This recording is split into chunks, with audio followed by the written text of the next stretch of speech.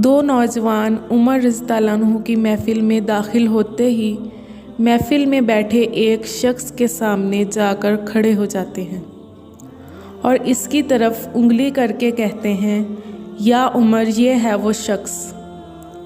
उमर रज़ी अल्लाह अन्हु उनसे पूछते हैं, क्या किया है इस शख्स ने?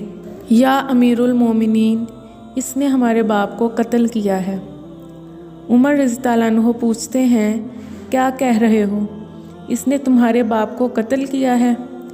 उमर रज़ी अल्लाह अन्हु इस शख्स से मुखातिब होकर पूछते हैं, क्या तूने इनके बाप को कत्ल किया है? वो शख्स कहता है, हाँ अमीरुल मोमिनीन, मुझसे कत्ल हो गया है इनका बाप। उमर रज़ी अल्लाह अन्हु पूछते हैं, किस तरह कत्ल हुआ? वो शख्स कहता है, या उमर, इनका बाप अपने ऊँट समेत मेरे खेत में दाखिल हो गया था। मैंने मना किया, बाज नहीं आया तो मैंने एक पत्थर दे मारा जो सीधा इसके सर में लगा और वो मौका पर मर गया। उमर रज़ी अल्लाह अन्हु कहते हैं, फिर तो कसास देना पड़ेगा, मौत है इसकी सज़ा। ना फ़ैसला लिखने की ज़रूरत और फ़ैसला भी ऐसा अटल कि जिस पर किसी बहस व मुबाहिसे की भी गुंजाइश नहीं। ना ही इस शख्स से इसके कुंबे के बारे में कोई सवाल किया गया है, ना ही ये पूछा गया है कि तल्लुक़ किस कदर शरीफ ख़ानदान से है, ना ही ये पूछने की ज़रूरत महसूस की गई है कि तल्लुक़ किसी मुअज़्ज़िज़ कबीले से तो नहीं, मुआशरे में क्या रुतबा या मकाम है। इन सब बातों से भला उमर रज़ी अल्लाह अन्हु को मतलब ही क्या? क्योंकि मामला अल्लाह के दीन का हो तो उमर रज़ी अल्लाह अन्हु पर कोई असर अंदाज नहीं हो सकता और ना ही कोई अल्लाह की शरीयत की तनफीज़ के मामले पर उमर रज़ी अल्लाह अन्हु को रोक सकता है। हत्ता के सामने उमर का अपना बेटा ही क्यों ना कातिल की हैसियत से आ खड़ा हो, कसास तो इससे भी लिया जाएगा। वो शख्स कहता है, ए अमीरुल मोमिनीन, उसके नाम पर जिसके हुक्म से ये ज़मीन व आसमां कायम खड़े हैं, मुझे सहरा में वापस अपनी बीवी बच्चों के पास जाने दीजिए ताकि मैं उनको बता आऊँ कि मैं कत्ल कर दिया जाऊँगा। इनका अल्लाह और मेरे सिवा कोई आसरा नहीं है, मैं इसके बाद वापस आ जाऊँगा। उमर रज़ी अल्लाह अन्हु कहते हैं, कौन तेरी ज़मानत देगा कि तू सहरा में जाकर वापस भी आ जाएगा? मजमे पर एक खामोशी छा जाती है। कोई भी तो ऐसा नहीं है जो इसका नाम तक भी जानता हो।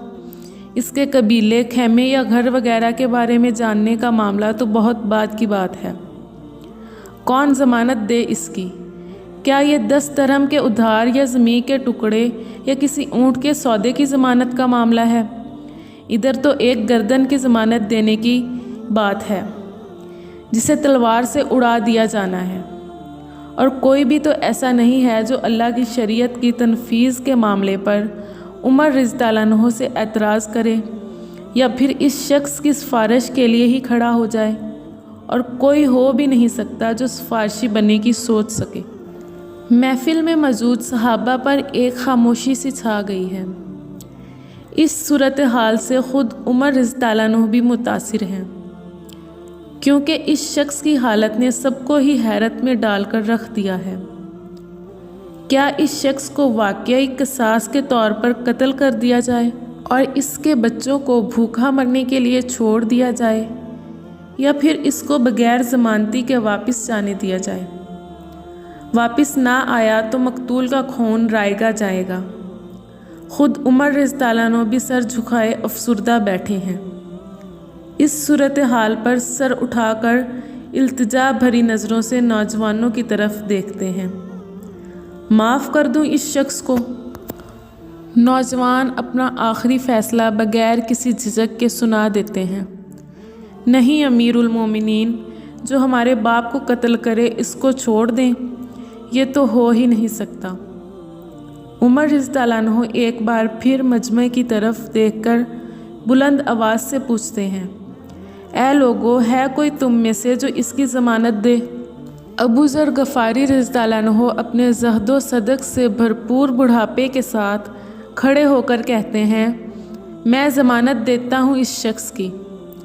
عمر رضی اللہ عنہ کہتے ہیں ابو ذر اس نے قتل کیا ہے۔ ابو ذر رضی اللہ عنہ اپنا اٹل فیصلہ سناتے ہیں، چاہے قتل ہی کیوں نہ کیا ہو۔ عمر رضی اللہ عنہ جانتے ہو اسے؟ ابو ذر رضی اللہ عنہ نہیں جانتا۔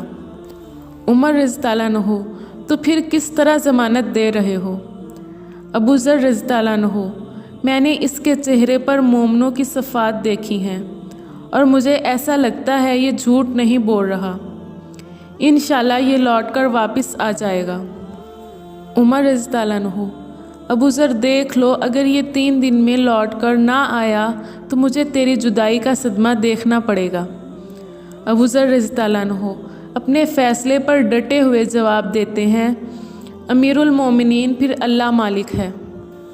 عمر رضی اللہ عنہ سے 3 دن کی مہلت پا کر وہ شخص رخصت ہو جاتا ہے، کچھ ضروری تیاریوں کے لیے بیوی بچوں کو الوداع کہنے، اپنے بعد ان کے لیے کوئی راہ دیکھنے، اور پھر اس کے بعد قصاص کی ادائیگی کے لیے قتل کیے جانے کی غرض سے لوٹ کر واپس آنے کے لیے۔ اور پھر 3 راتوں کے بعد عمر رضی اللہ عنہ کیسے اس امر کو بھلا پاتے؟ انہوں نے تو ایک ایک لمحہ گن کر کاٹا تھا۔ عصر کے وقت شہر میں الصلاۃ جامعہ کی منادی پھر جاتی ہے۔ نوجوان اپنے باپ کا قصاص لینے کے لیے بے چین اور لوگوں کا مجمع اللہ کی شریعت کی نافذ دیکھنے کے لیے جمع ہو چکا ہے۔ ابو ذر رضی اللہ عنہ بھی تشریف لاتے ہیں اور آ کر عمر رضی اللہ عنہ کے سامنے بیٹھ جاتے ہیں۔ عمر رضی اللہ عنہ سوال کرتے ہیں، کدھر ہے وہ آدمی؟ ابو ذر رضی اللہ عنہ جواب دیتے ہیں، مجھے کوئی پتہ نہیں ہے یا امیر المومنین۔ ابو ذر رضی اللہ عنہ آسماں کی طرف دیکھتے ہیں، جدھر سورج ڈوبنے کی جلدی میں معمول سے زیادہ تیزی کے ساتھ جاتا دکھائی دے رہا ہے۔ محفل میں ہو کا عالم ہے، اللہ کے سوا کوئی نہیں جانتا کہ آج کیا ہونے جا رہا ہے۔ یہ سچ ہے کہ ابو ذر رضی اللہ عنہ عمر رضی اللہ عنہ کے دل میں بستے ہیں۔ عمر رضی اللہ عنہ سے ان کے جسم کا ٹکڑا مانگیں تو عمر رضی اللہ عنہ دیر نہ کریں، کاٹ کر ابو ذر رضی اللہ عنہ کے حوالے کر دیں۔ لیکن ادھر معاملہ شریعت کا ہے، اللہ کے احکامات کی بجا آوری کا ہے، کوئی کھیل تماشا نہیں ہونے جا رہا، نہ ہی کسی کی حیثیت یا صلاحیت کی پیمائش ہو رہی ہے، اور نہ ہی زمان و مکان کو بیچ میں لایا جانا ہے۔ قاتل نہیں آتا تو ضامن کی گردن جاتی نظر آ رہی ہے۔ مغرب سے چند لحظات پہلے وہ شخص آ جاتا ہے۔ بے ساختہ حضرت عمر رضی اللہ عنہ کے منہ سے اللہ اکبر کی صدا نکلتی ہے، ساتھ ہی مجمع بھی اللہ اکبر کا ایک بھرپور نعرہ لگاتا ہے۔ عمر رضی اللہ عنہ اس شخص سے مخاطب ہو کر کہتے ہیں، اے شخص، اگر تو لوٹ کر نہ بھی آتا تو ہم نے تیرا کیا کر لینا تھا، نہ ہی تو کوئی تیرا گھر جانتا تھا اور نہ ہی کوئی تیرا پتہ جانتا تھا۔ وہ بولا، امیر المومنین، اللہ کی قسم، بات آپ کی نہیں ہے، بات اس ذات کی ہے جو سب ظاہر و پوشیدہ کے بارے میں جانتا ہے۔ دیکھ لیجئے میں آ گیا ہوں، اپنے بچوں کو پرندوں کے چوزوں کی طرح صحرا میں تنہا چھوڑ کر، جدھر نہ درخت کا سایہ ہے اور نہ ہی پانی کا نام و نشان۔ میں قتل کر دیے جانے کے لیے حاضر ہوں۔ مجھے بس یہ ڈر تھا کہیں کوئی یہ نہ کہہ دے کہ اب لوگوں میں سے وعدوں کا ایفا ہی اٹھ گیا ہے۔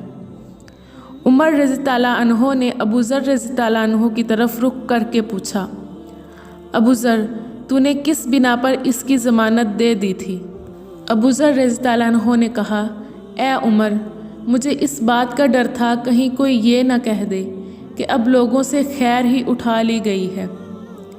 سید عمر رضی اللہ عنہ نے ایک لمحے کے لیے توقف کیا اور پھر ان 2 نوجوانوں سے پوچھا کہ کیا کہتے ہو اب؟ نوجوانوں نے، جن کا باپ مرا تھا، روتے ہوئے کہا، اے امیر المومنین، ہم اس کی صداقت کی وجہ سے اسے معاف کرتے ہیں۔ ہمیں اس بات کا ڈر ہے کہ کہیں کوئی یہ نہ کہہ دے کہ اب لوگوں میں سے عفو اور درگزر ہی اٹھا لیا گیا ہے۔ عمر رضی اللہ عنہ اللہ اکبر پکار اٹھے اور آنسو ان کی داڑھی کو تر کرتے نیچے گرنے لگے۔ فرمایا، اے نوجوانوں، تمہاری عفو و درگزر پر اللہ تمہیں جزائے خیر دے۔ اے ابو ذر، اللہ تجھے اس شخص کی مصیبت میں مدد پر جزائے خیر دے، اور اے شخص اللہ تجھے اس وفائے عہد و صداقت پر جزائے خیر دے، اور اے امیر المومنین اللہ تجھے تیرے عدل و رحم دلی پر جزائے خیر دے۔